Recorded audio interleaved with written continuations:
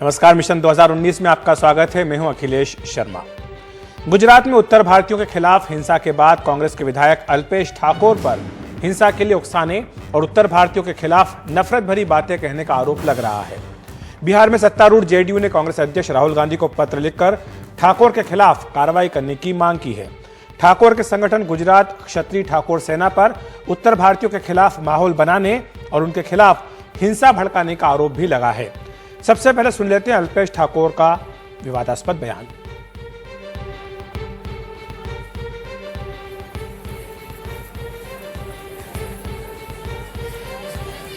જે કોઈ આની સામે એક્શન લેવાનો હોય લે અને ત્યાં આક્રોશમાં કોઈનાથી કંઈ પણ જે કંઈ થયું હોય તો એવા લોકોને એરેસ્ટ કરવાના બદલે આવા પરપ્રાંતીય યુવાનો દ્વારા જે પ્રકારના કૃત્ય કરવામાં આવી રહ્યા છે એમની સામે એક્શન લેવામાં આવે અને આવતીકાલે જ અમારી ત્યાંની સેનાની મીટિંગ થશે અને કાલે જ અમારો કાર્યક્રમ જાહેર થશે કારણ કે ત્યાં આવા પ્રકારના બનાવો અને ક્રાઇમ અપરાધ વધી ગયો છે એટલે એની સામે શું એક્શન લેવા કારણ કે કદાચ સરકાર કે પોલીસ એક્શન લેવા માંગે છે કે નહીં માંગતી એ બહુ સેકન્ડ મુદ્દો છે પણ અમારી તો બહુ સ્પષ્ટ વાત છે અમારી દીકરી સાથે આ થયું છે એનો બદલો 100% લેવામાં આવશે અને આવતીકાલે જ કાર્યક્રમ નક્કી કરવામાં આવશે કે એ લોકોને રહેવા દેવા નહીં રહેવા દેવા અને ફેક્ટરી તો નહીં ચાલવા દઈએ। दरअसल गुजरात के हिम्मतनगर में पिछले हफ्ते 14 महीने की एक बच्ची से बलात्कार का मामला काफी गर्मा गया है। इस मामले में गुजरात के कई इलाकों में रहने वाले यूपी और बिहार के प्रवासियों को निशाना बनाया जा रहा है, उन पर हमले किए जा रहे हैं। इसके बाद कई इलाकों से सैकड़ों प्रवासी लोग अपने कामकाज को छोड़कर गुजरात से निकलकर अपने अपने घरों को वापस जा रहे हैं।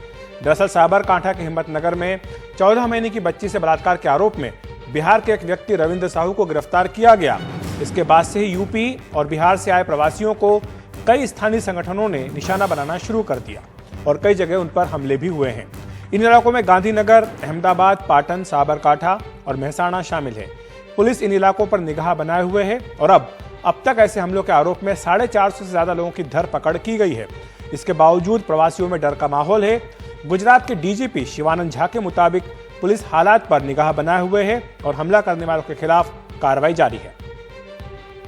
सोशल मीडिया की पोस्ट की मॉनिटरिंग जो है हमने अहमदाबाद साइबर सेल को दिया है और इस पोस्ट को एनालाइज करके जो ये सर्कुलेट कर रहे हैं उनके खिलाफ जहां जहां ऑफेंस दाखिल हो सकता है ऑफेंस दाखिल करके इस दिशा में भी कड़क कार्रवाई करने की सूचना दे दी गई। हम जो फैक्ट्रियों में परप्रांतीय काम कर रहे हैं और जो असरग्रस्त एरिया में है उसमें तो हम पेट्रोलिंग रख ही रहे हैं, जहां जरूर पड़ेगी वहां पे हम पुलिस बंदोबस्त भी साथ साथ लगाएंगे। गुजरात सरकार का कहना है कि चंद मुट्ठी भर लोग हैं जो लोगों को भड़काने में लगे हैं। ऐसे लोगों के खिलाफ सख्त कार्रवाई की जा रही है। सरकार की नजरें सोशल मीडिया पर भी हैं, जो डीजीपी ने कहा, जहां उत्तर भारतीयों के खिलाफ भड़काऊ संदेश दिए जा रहे हैं। कुछ मुट्ठी भर तत्वों ने हमारे गुजरात की शांति, सलामती, सुरक्षा के सामने ऐसे प्रयास किए हैं। 450 से ज्यादा लोगों की हमने धरपकड़ की है। अफवाह चलाने वालों के सामने भी हमने आईटी एक्ट के तहत गुना रजिस्टर किया है। गांधीनगर तालुका पंचायत के एक चुनाव लड़े थे डेलीगेट, उसका जो वीडियो वायरल हुआ था उसके अंदर वो ऐसे लोगों को धमकी देकर गुजरात छोड़ने की बात कर रहे थे। हमने उसकी धरपकड़ की है। हमारी पुलिस इसका इंट्रोगेशन कर रही है। इस बीच उत्तर भारतीय मजदूरों के गुजरात से पलायन को राजनीतिक रंग भी दिया जाने लगा है। इस मुद्दे पर बीजेपी कांग्रेस के विधायक अल्पेश ठाकोर पर लोगों को उत्तर भारतीयों के खिलाफ भड़काने का आरोप भी लगा रही है। कहा जा रहा है कि ठाकोर के समर्थकों ने हिम्मतनगर की घटना के बाद लोगों को भड़काया। जेडीयू के नेता और प्रवक्ता नीरज कुमार ने इस बारे में कांग्रेस अध्यक्ष राहुल गांधी को एक पत्र भी लिखा है। उन्होंने लिखा है कि आपने अल्पेश ठाकोर को बिहार का प्रभारी बनाया, लेकिन उनका संगठन गुजरात क्षत्रिय ठाकोर सेना उत्तर भारतीयों को गुजरात से भगा रहा है। गुजरात में उत्तर भारतीयों पर लगातार अमानवीय तरीके से हमले किए जा रहे हैं और इसको राजनीतिक अंजाम देने का काम कांग्रेस के विधायक अल्पेश ठाकोर और उनके संरक्षण में चलने वाली ठाकोर सेना है। संविधान सेना नहीं, ठाकोर सेना चला रहे हैं। तो माननीय राहुल गांधी जी ऐसे दल के विधायक, अपने दल के विधायक पर कार्रवाई करिए और साथ ही साथ जले पर नमक छिड़का है, बिहार का सह प्रभारी बना दिया। जो पर प्रांत के लोगों पर हमला करवा रहा हो।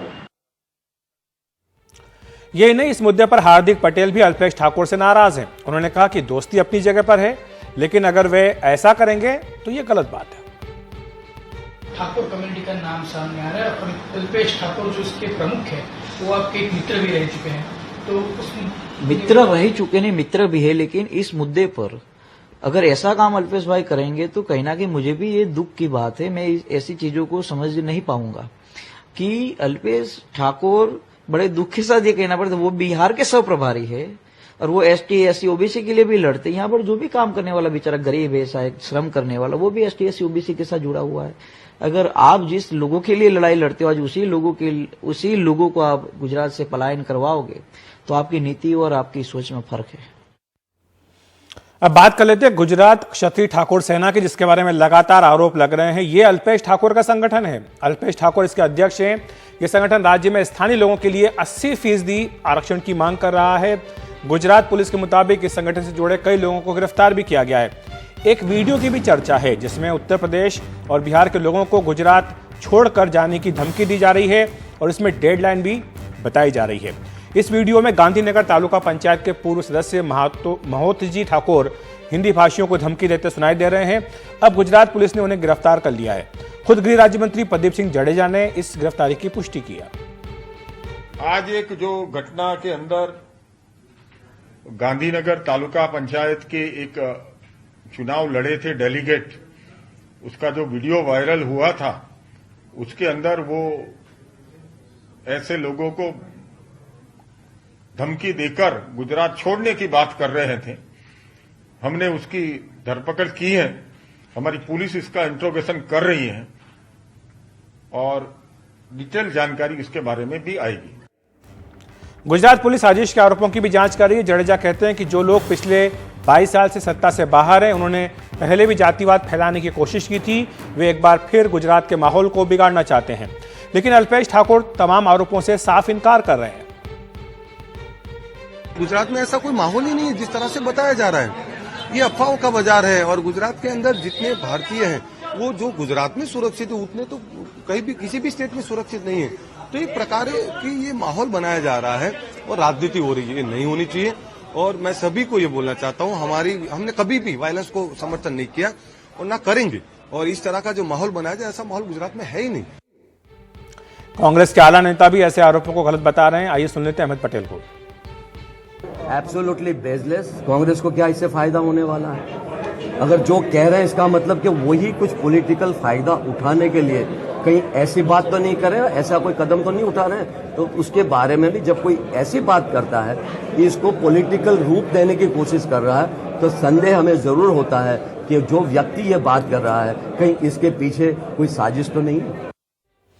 उधर कांग्रेस पलटवार कर रही है। कांग्रेस आरोप लगा रही है कि ऐसा क्यों है कि गुजरात को बीजेपी सरकार उत्तर प्रदेश और बिहार के लोगों की सुरक्षा नहीं कर पा रही है। कांग्रेस गुजरात के इस मुद्दे में प्रधानमंत्री मोदी को भी लपेट रही है। पार्टी पूछ रही है कि पीएम के गृह राज्य में आखिर ऐसा क्यों हो रहा है। कांग्रेस अध्यक्ष राहुल गांधी ने इस बीच एक ट्वीट किया है। उन्होंने लिखा है कि गरीबी से बड़ी कोई दहशत नहीं है। गुजरात में हो रही हिंसा की जड़ वहां के बंद पड़े कारखाने और बेरोजगारी है। व्यवस्था और अर्थव्यवस्था दोनों चरमरा रही है। प्रवासी श्रमिकों को इसका निशाना बनाना पूर्णतः गलत है। मैं पूरी तरह से इसके खिलाफ खड़ा रहूंगा। उधर बीजेपी इस मुद्दे की गंभीरता को समझते हुए इसे एक बड़ा मुद्दा बनने से रोकने की पूरी कोशिश कर रही है। पार्टी नहीं चाहती है कि मध्य प्रदेश के चुनाव से पहले कांग्रेस को इस रूप में एक बड़ा मुद्दा मिले। बीजेपी पहले से ही मध्य प्रदेश में SC/ST कानून में बदलाव की वजह से सवर्णों और पिछड़ों की नाराजगी झेल रही है। इसी तरह आरक्षण को लेकर भी कुछ लोग मुद्दा गरमाने में लगे हैं। यही वजह कि उत्तर प्रदेश के मुख्यमंत्री योगी आदित्यनाथ ने गुजरात के मुख्यमंत्री विजय रूपाणी से फोन पर बात की। इसके बाद योगी आदित्यनाथ ने कहा कि पिछले 3 दिनों से वहां कोई घटना नहीं हुई है। उन्होंने कहा कि गुजरात विकास का मॉडल है। जो लोग विकास नहीं चाहते वे समाज के सौहार्द को अफवाह फैलाकर बिगाड़ने की कोशिश कर रहे हैं। उन्होंने लोगों से अपील की है कि वे स्थानीय प्रशासन पर भरोसा रखें। हर किसी की सुरक्षा सुनिश्चित की गई है। सभी लोगों को शासन और प्रशासन को पूरा सहयोग देना चाहिए। विजय रूपाणी जी ने मुझे इस बारे में स्पष्ट बताया है कि गुजरात में पिछले 3 दिनों में कोई भी घटना नहीं घटित हुई है। वहां के माननीय मुख्यमंत्री ने सुरक्षा और सबके सम्मान सुनिश्चित करने की बात कही है और अब तक जो कदम उठाए हैं गुजरात सरकार ने वे बहुत सराहनीय रहे हैं, बहुत प्रभावी रहे हैं। जिन लोगों के पास आज के दिन पर कोई इश्यू नहीं बचा हुआ है वे इस प्रकार की घटनाओं को, छोटे छोटे मामलों को तोल देकर के अनावश्यक माहौल खराब करने का प्रयास कर रहे हैं। इस प्रकार की किसी भी अफवाह की घटना को सख्ती के साथ सबको मिलकर के रोकना होगा। गुजरात से पलायन करने वालों में बड़ी संख्या में उत्तर प्रदेश और बिहार के मजदूर हैं। बिहार के मुख्यमंत्री नीतीश कुमार ने भी इस मुद्दे पर गुजरात के मुख्यमंत्री से बात की है। नीतीश कुमार ने गुजरात के लोगों से अपील की है कि अन्य राज्यों के लोगों के प्रति गलत भावना नहीं रखें। बिहार के मुख्यमंत्री नीतीश कुमार गुजरात में उत्तर भारतीयों के खिलाफ हिंसा और वहां से उनकी वापसी को लेकर चिंतित भी हैं। सोमवार को गुजरात में हुई घटना पर प्रतिक्रिया देते हुए नीतीश कुमार ने कहा कि वहां की घटना पर उनकी नजरें हैं, लेकिन सबसे यही आग्रह है कि जिसने जो भी अपराध किया है उसको निश्चित रूप से सजा मिलनी चाहिए। ऐसे लोगों के खिलाफ सख्त कार्रवाई होनी चाहिए।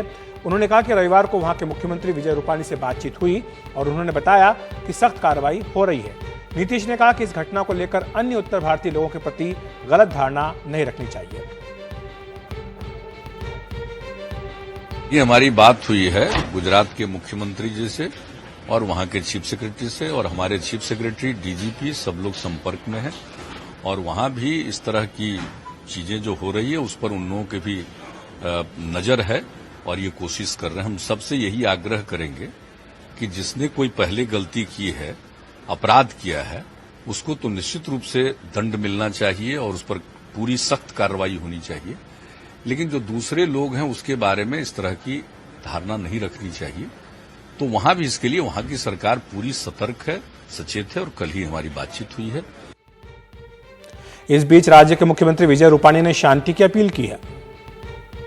इन गुजरातियों को पूरा प्रोटेक्शन सरकार दे रही है, किसी को घबराने की भी जरूरत नहीं है और ऐसे कोई भी कानून हाथ में लेगा तो उस पर कड़ी से कड़ी कार्यवाही की जाएगी। इस तरीके से व्यवस्था की है। नीतीश कुमार जी, योगी जी, बहुत सारे लोगों ने हमारे साथ संपर्क किया है और सिचुएशन जो है इसके बारे में चर्चा भी की। जाहिर है कि गुजरात का ताजा घटनाक्रम बीजेपी नेतृत्व के लिए कड़ी परीक्षा है। गुजरात छोड़कर गए हिंदी भाषियों को वापस लाना भी उनके लिए एक बड़ी चुनौती होगी। उधर कांग्रेस को भी जवाब देना होगा कि आखिर उसके एक विधायक इस तरह का जहर क्यों घोल रहे हैं, इस तरह के आरोप उन पर क्यों लग रहे हैं, ऐसा क्यों हो रहा है कि कांग्रेस से जुड़े नेताओं पर हिंसा भड़काने के आरोप लग रहे हैं। वक्त एक ब्रेक का, ब्रेक के बाद बात करेंगे मीसा भारती ने माना परिवार में है झगड़ा।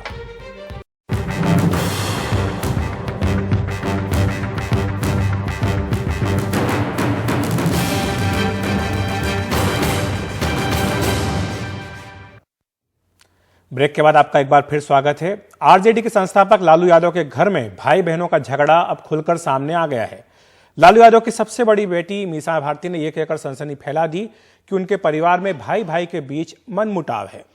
गौरतलब है कि लालू यादव के दो बेटों तेजस्वी यादव और तेज प्रताप यादव के बीच आए दिन खींचातानी की खबरें आती रहती हैं।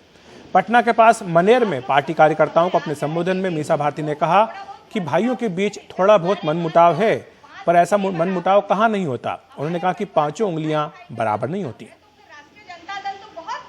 अपने आप को आप लोग अब मजबूत कर लीजिए, क्योंकि खास तौर पे मनेर पे सब विपक्षी दलों का ध्यान होता है और यहाँ पे समाज को हमेशा तोड़ने की बात होती है। तो आप लोग सब लोग, समय आ गया है कि एकजुट हो। थोड़ा बहुत मनमुटाव किसका नहीं, जब हमारे हाथ का 5 उंगली बराबर नहीं है, हमारे परिवार में भाई भाई में मनमुटाव है, तो फिर राष्ट्रीय जनता दल तो बहुत बड़ा परिवार है। बनेर गई थी और उस दिन कार्यकर्ता मीटिंग था, तो लोगों ने कहा कि कुछ बोल दीजिए क्योंकि चुनाव बहुत करीब आ रहा है। तो हमने कार्यकर्ताओं को संबोधित करके मैंने कहा, क्योंकि आपस में कार्यकर्ताओं में थोड़ा मनमुटाव रहता है, तो हमने कहा कि देख लीजिए हमारी पांचों उंगलियां एक बराबर नहीं है, परिवार में भाई भाई में होता है मनमुटाव। तो राजद परिवार तो बहुत बड़ा परिवार है, तो सब लोग इकट्ठे हो जाइए। आप पूरा अगर क्लिपिंग आप उसमें देखेंगे तो बीच का उठा के और उसको गलत तरीके से कि अपने भाइयों के बारे में से चला रहे हैं। सब कुछ सामान्य है, बिल्कुल सामान्य है, बिल्कुल सामान्य है। मतलब जितना भाइयों के बीच में रिश्ता होना चाहिए उससे 200% ज्यादा ही है। उधर जम्मू कश्मीर के राज्यपाल सत्यपाल मलिक ने कहा है कि नरेंद्र मोदी अटल बिहारी वाजपेयी से भी बेहतर प्रधानमंत्री हैं। अगर केंद्र की कश्मीर पॉलिसी देखें तो कौन सी सरकार ठीक थी?